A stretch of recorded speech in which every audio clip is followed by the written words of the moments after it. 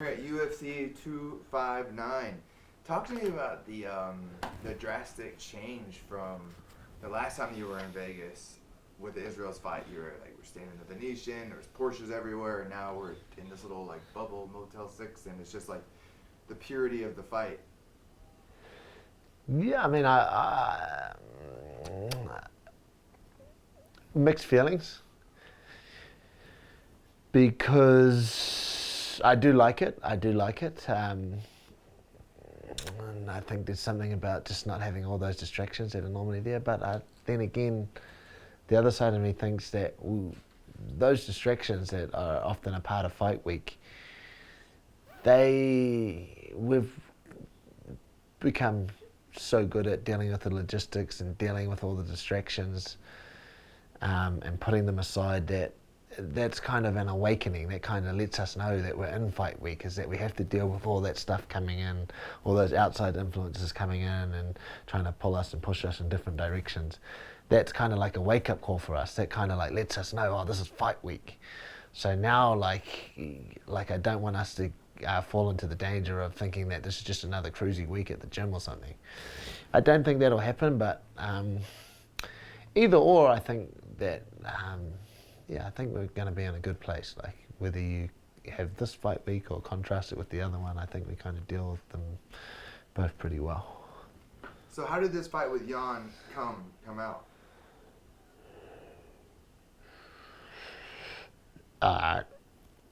Look, like a lightning bolt. Like it's just an idea that came to me. I'm not even sure the idea would have come to me if they weren't on the same card and hadn't shared this victory on the same card together. But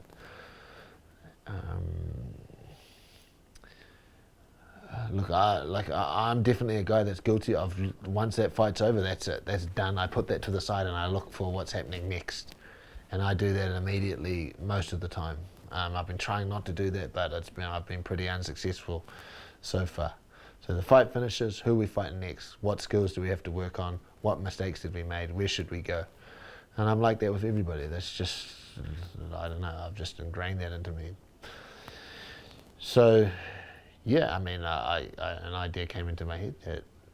It came into my head for two reasons. Jan's a big challenge for myself and the coaches and Israel and the team. And I think, and I thought Israel, that's one that Israel pick himself up for. And then the other side of it is, after talking to my managers and stuff and deciding what next for Israel, well, there was like, the choices were slim and few between. Like, there wasn't much happening at middleweight. I mean, like as an example, right now there's a couple of guys fighting for the number one contendership who Israel completely destroyed. There was just nothing appealing for Israel or for the team at middleweight. So the next biggest challenge, the next biggest fight that could draw the most attention was this one, and going up a weight division. What kind of strengths do you see out of Jan? Look, everybody harps on like there's a lot of physical advantages that he has. He's obviously a much bigger, much stronger man. But I think Jan's biggest strength is one that's not being talked about, and that's that quiet, workman-like confidence that he has, and I find that a little bit unnerving. I think we all do, and I think it's kind of brought some of the sharpness to this camp. The fact that Jan is he's just a grinder. His workmanship speaks for itself. Not a lot of hoopla about Jan. He just gets in the gym and works. I've studied his team a bit. He has a great team. He's got a sparring partner that I'm familiar with, who spent a lot of time in New Zealand, another Nigerian boxer. And I think what that's done is that's made us lift our game and not lift our game in terms of what we do and how hard we do it, but in terms of the way we're approaching it. We've looked at Jan and we've seen that quiet confidence, and we've said to ourselves, let's match that. Let's get rid of all our distractions. Let's get rid of all our media. Let's get rid of all of this hoopla. Let's just put ourselves in the gym, put our head down and our ass up. And that's been one of the pleasing things about this camp. Israel hasn't done a lot of media. The coaches, the team, the management haven't done a lot of media. It's all been, we've just worked. We've just worked like back in the old days when no one really cared about us. And we've done that because of the way Jan is. Now, what are some ways that Israel can win this fight? I mean, my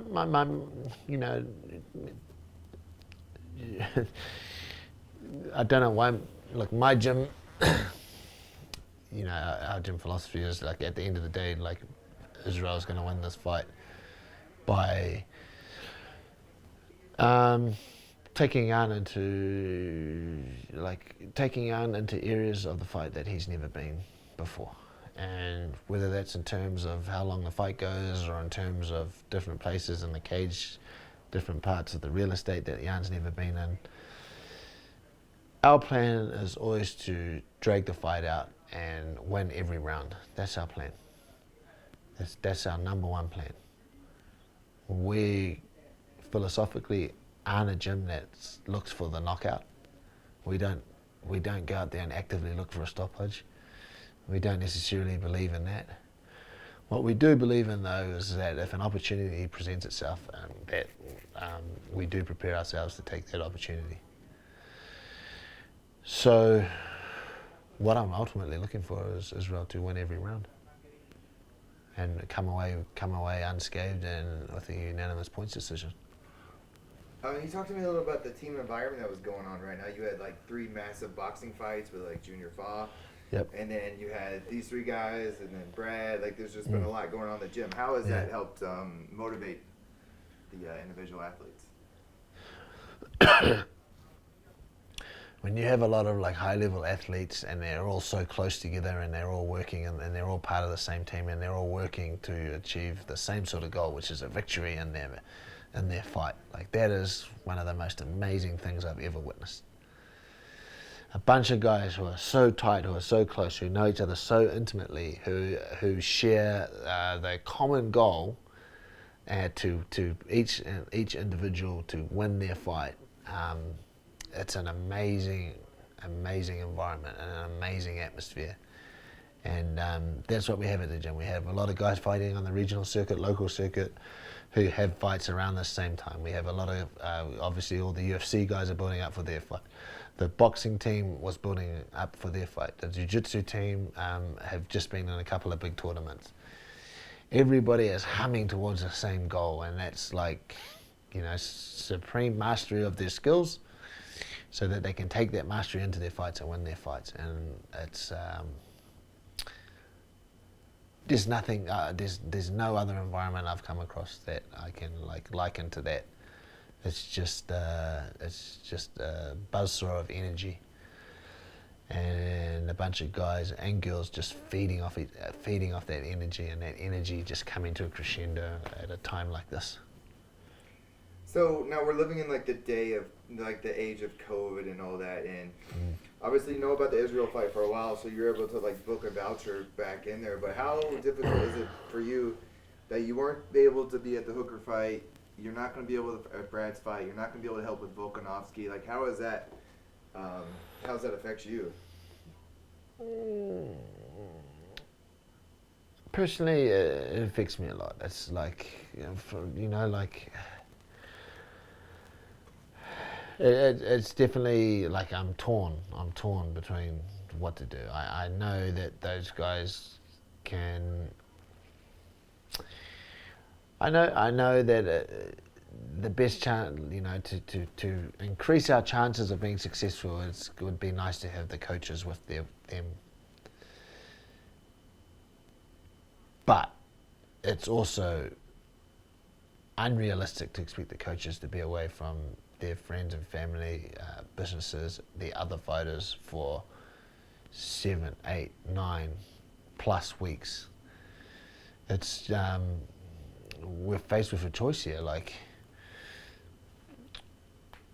we're stuck in this situation, and we're lucky enough to be able to still be able to compete, and we'll still be able to work. There's people in much less fortunate situations than us.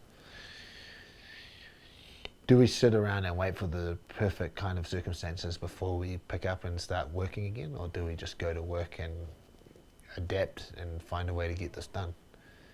And we've chosen the latter. We've chosen to just find a way to get it done and keep moving forward. And I think we can do it. I think we can do it. I have full trust in the coaching. I have full trust in the people that will be replacing me at these events, and I have full trust in the fighters, and I have full trust in the training that we've done will get them through their fight successfully. But it is difficult for all the coaches and for all the rest of the team who normally travel with us, who won't be able to travel with us. It's one of the unfortunate things. But the voucher system in New Zealand is one of the strictest in the world, and it's essentially what's keeping us safe. We're lucky enough to have travelled the world and seen what it's like in other places of the world, and if there's one thing which I could get across to people in New Zealand, and it's that we are very, very lucky. We're very, very lucky that our government took decisive, swift action, and it's given us a freedom that a lot of countries in the world just aren't able to have. So that's just how it is.